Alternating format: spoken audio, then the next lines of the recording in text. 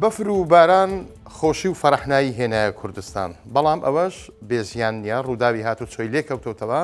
هەمان کاتیش ئاستەنجی هاتوچۆ لە ئەلوەی هەولێر دروست بووە. ئەو گەنجانەی لە کاتی هەڵبژاردن لە سەر بەدەستەوەگرتن یاخود بەرزکردنەوەی ئاڵای کوردستان سزادرابوون، ئێستا ڕێزلێنانیان پێشکەش کراوە.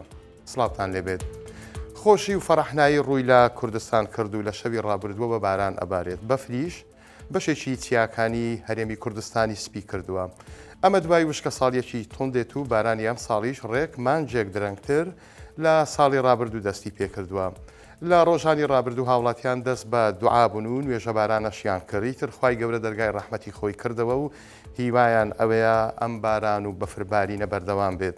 پەیامنێری 1964 لە سۆران خۆی گەیاندە پەرژا یەکێک لە ساردترین شوێنەکانی کوردستان گوێی بە سەرمای ئەو شوێنە نەدا لە بناری چیای حەساری سەکران وێنە و ڤیددیۆی بەفری گواستەوە کە مەندیلی چیاکانی سپی کردووە.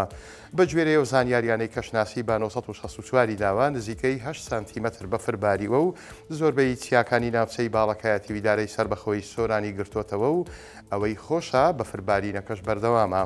هەروەها لە سنتەری سۆران و قەزا و ناحیەکانی دەوروبەریشی لە دوێنێشەوەوە باران دەبارێت و تاکو ئێستا دا تاکو 14 ملیمتر باران باریوە و لە مێرگەسۆریش نزیکەی 30 ملیمتر باران باریوە. مەجگەلەوەی لە هەولێر و سلەیمانی و شارەکانی دیکەی هەرێمی کوردستانیش بە بەردەوامی باران باریوە.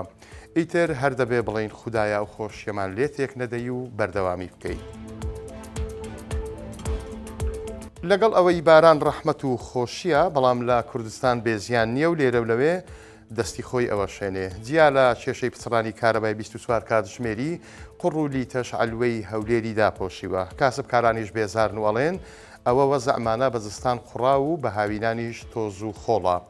حامید عەبدوڕەحمان کاسبکارێکی ناو ئەلوەی هەولێرە بە 1964 وت هەر باران ببارێت چارمان نییە ناچارین بەناو قوڕ بکەوین. ئەگەر بارانیش نەبارێت تۆز و خۆڵێکی زۆر بەرز ئەبێتەوە بۆنێکی پیسیش بڵاو ئەکاتەوە. ئەو دەڵێت هەرچەندە جارجار خاوێن ئەکرێتەوە بەڵام وەک پێویست نییە و دوکاندارەکانیش پاک و خاوێنی ڕناگرن و پاشماوەکانیان فڕێ ئەدەن بۆیە وای لێ دێت.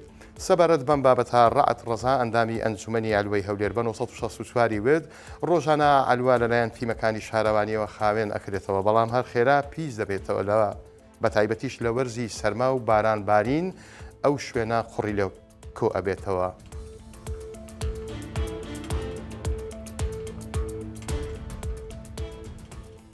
لەگەڵ بارینی باران و بەفر و گۆڕانی کەش و هەوا ڕووداوەکانی هاتوچۆش زیاتر ئەگەری ڕوودانیان هەیە. ئەمڕۆ لەسەر ڕێگای کەرکووک بۆ پردێ پیکابێک کۆنتترۆلی لەدەستدا و وەرگەڕا. بە قسەی شایەت حاڵێک لە شوێنی ڕووداوەکە بە 1964 ڕاگەیان دوو کەس بریندار بوون کە یەکێکیان منداڵە و ڕەوانەی نەخۆشخانە کراون.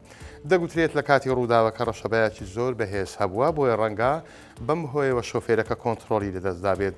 لە ڕووداوێکی دیکەشدا لەسەر ڕێگەی سلێمانی بۆ قەزای بازیان بار هەڵگرێک لە پردەکەی تەیناڵ کەوتە خوارەوە تا ئێستاش چارەنووسی شۆفێرەکە نادیارە. مقدەم ئەڵێن کەریم لێپرسراوی بنکەی هاتوچۆی قەزای بازیان بە 1964 وت ڕووداوەکە بەیانی زوو ڕوویداوە و نازانن شۆفێری بار هەڵگرەکە لە شوێکی بەسەر هاتووە. هەوکات بەرگری شارستانی ئیدارەی سۆرانیش داوای لە هاوڵاتیانی دەڤەرەکەی کرد بۆ کاری پێویست نەبێت سەردانی ناوچە شاخاویەکان نەکەن و خۆیان بە دوور بگرن لە قەراغ ڕووبار و ئەو دۆڵ و نشێوانەی کە ساڵانە مەترسی لافا و کۆبوونەوەی ئاویان لێ ئەکرێت.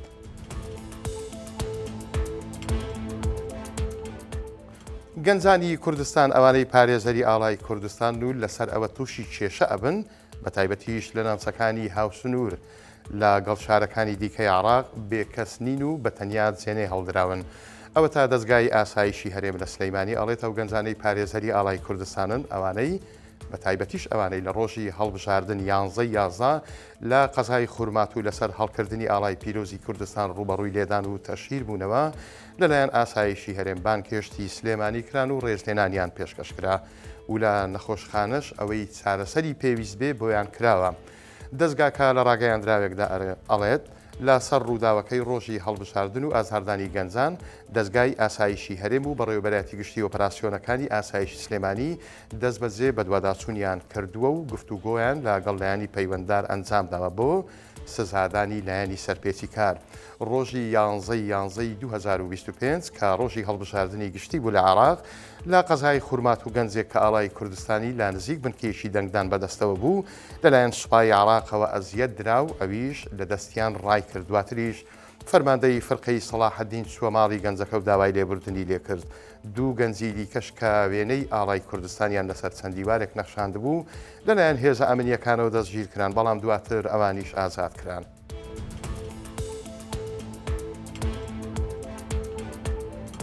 هەر لەسەر بابەتی بارانبارین ئەمێنینەوە، بەڵام ئەچینە کەرکووک. لە کەرکووک هەندێ گەڕەک هەن مەترسی دروستبوونی لافاویان لەسرە. ئەو گەڕەکانە هەروەکو بەڕێوەبەرایەتی ئاوەڕۆی کەرکووک پارێزگای کەرکووک کۆژداری داوە هەندێک لە گەڕەکەکانیان چاڵ و دۆڵی زۆر گەورەی تێدایە، بەڵام پڕکراونەتەوە. ئەڵێ لەسەر ئەو پڕکردنەوەیە کە بە شێوەیەکی هەڕەمەشی پڕکراونەتەوە خانووی لەسەر دروست کراوە، کەواتە ئەوە مەترسی لە ئەگەری بارانێکی بەخۆڕ مەترسی بۆ ئەو شوێنانە دروست ئەکا و ئەڵێ ینی مەترسیەکان ئەوەیە کە لافاو لەو شوێنانە سەر هەڵبدات و دروست بێ.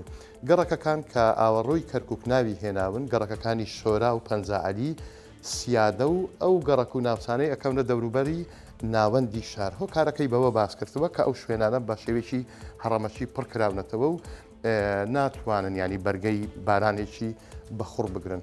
داوا لە دانیشتوانی نزیک ئەو شوێنانە کراوە وریابن و دووریش بکەنەوە لە دەرسەکانی ئاوەڕۆ، ئەڵێ ئەو دەرسانەی کە ئاوەڕۆیان ئەچێتە ناو بە پاچی بیهێڵنەوە و ئەو زبڵ و خاشاکەی کە لە ماڵەوە باڵێ وەکو پاشماوە فڕێدەین وریابن نەیخەنە ناو ئەو دەرسانەی ئاوەڕۆکانەوە. بەڕێزان هەواڵەکانم پێشکەشکردن، کاتێکی خۆش بە هەموو لایەکتان خواتان لەگەڵ بێت.